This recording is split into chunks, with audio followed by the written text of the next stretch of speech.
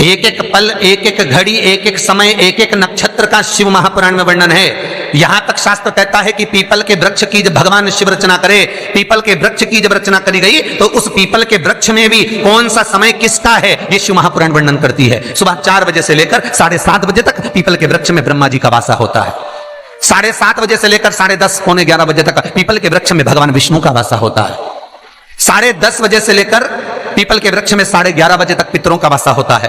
11:30 बजे से लेकर 12:30 बजे तक पीपल के वृक्ष में आहूतों का वासा होता है। 12:30 बजे से लेकर शाम को 4 बजे तक पीपल के वृक्ष में वासुकों का वासा होता है।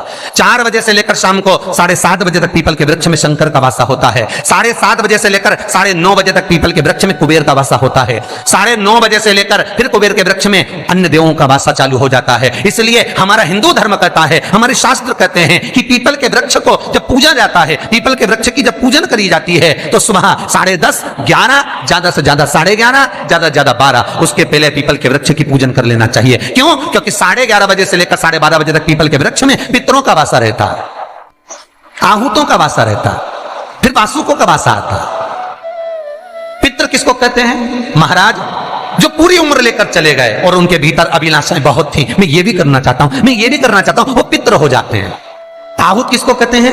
जिस माता के गर्भ में बच्चा जन्म ले और मर जाए, या 6 महीने का गर्भ धारण करने के बाद अवर्षण हो जाए, जीव पड़ने के बाद 6 महीने के बाद अगर बच्चा गर्भ में भी शांत हो जाता है, कुंवारी अवस्था में शांत हो जाता है, जिसका विवाह नहीं हुआ ऐसा बच्चा जब शांत हो जाता है, अधोगति में कोई मर जाता है, सुसाइड कर एक्सीडेंट में किसी भी रूप में मर जाता है तो वो आहूत कहलाता है।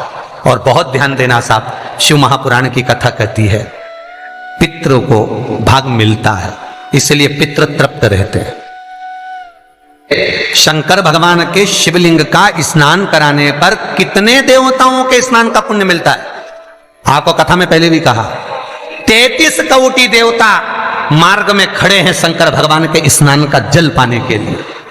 शंकर का जो शिवलिंग होता है, भगवान शंकर का जो शिवलिंग कटी भाग, उस पे जो शिवलिंग रखा है, शिवलिंग जहां रखा हुआ है, ये कटी, ये तो पार्वती जी का हस्त कमल है, पर शिवलिंग का जो गोल भाग है शिवलिंग, उसका जो नीचे का भाग है, सबसे नीचे का भाग, वो ब्रह्मा जी का प्रतीक है। ब्रह्मा। शिवलिंग के मध्य का जो भाग है वो भगवान विष्णु का प्रतीक है, और शिवलिंग के जो ऊपर का भाग है वो भगवान शिव का प्रतीक है। ब्रह्मा, विष्णु, महेश एक ही बिंदु में, एक ही शिवलिंग में विराजमान, एक ही में। महाराज पीपल के वृक्ष में आहूतों का वास हो जाता है, इसलिए दोपहर में पीपल के वृक्ष में परिक्रमा नहीं होती। शाम को शंकर जी का वासा हो जाता है, इसलिए शिव जी की परिक्रमा शाम को नहीं होती, क्योंकि शंकर की परिक्रमा नहीं लगती है। रात को कुबेर का वासा होता है, इसलिए पीपल के वृक्ष में दीपावली के दिन रात्रि को 8:30 बजे से लेकर 9:30 बजे के बीच में जो पीपल के वृक्ष के नीचे घी का दिया लगाता है, उसके घर में कभी संपदा की कमी नहीं आती है, क्योंकि कुबेर स्वयं विराजमान होता है पीपल के वृक्ष के नीचे। भीष्म गीता, भीष्म पितामह बाणों की सैया पर पड़े रहकर अर्जुन को ज्ञान उपदेश देते हैं। कई गीता हुई, कपिल गीता, दत्त गीता, श्रीमद् भगवत गीता, गर्भ गीता, उसमें एक गीता है, एक ललिता गीता भी, एक गीता उसमें भीष्म गीता है, पढ़िएगा कभी। भीष्म गीता में अर्जुन को भगवान भीष्म पितामह बाणों की सैया पर पड़े रहकर कहते हैं, अरे अर्जुन, 4 तरह का भोजन बेकार होता है। पहला, जिस भोजन की थाली को ठोकर लग गई वो नाली में पड़े हुए कीचड़ के बराबर होता है। दूसरे नंबर का भोजन, जिस भोजन की थाली को कोई लांग कर चले गया वो भोजन भ्रष्टा के बराबर होता है, गंदगी के बराबर।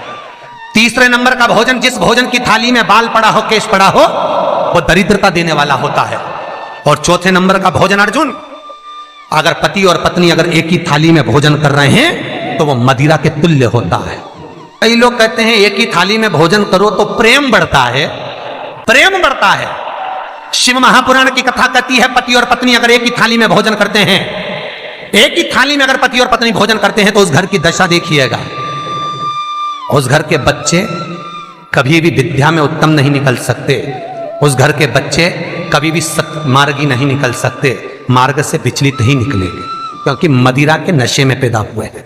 सुन अर्जुन सुन, यदि बेटी कुंवारी है और बाप के साथ में बैठकर भोजन करती है तो उस बाप की कभी अकाल मौत नहीं होती है, क्योंकि बेटी बाप के काल का हरण कर लेती है। बेटी कुंवारी है, बेटी की शादी हो जाए जब भले वो पिता के साथ भोजन ना करे क्योंकि गोत्र बदल गया, पर बेटी जब तक कुंवारी है बाप के साथ बैठकर भोजन करेगी तो बाप के काल को हरण कर लेती है। ये उसी तरह जैसे एक गाय ब्याह गई हो और एक गाय कुंवारी हो।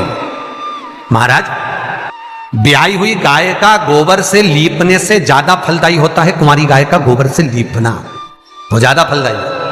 बछिया के गोबर से लीपना, कुंवारी गाय के गोबर से जो ब्याही ना।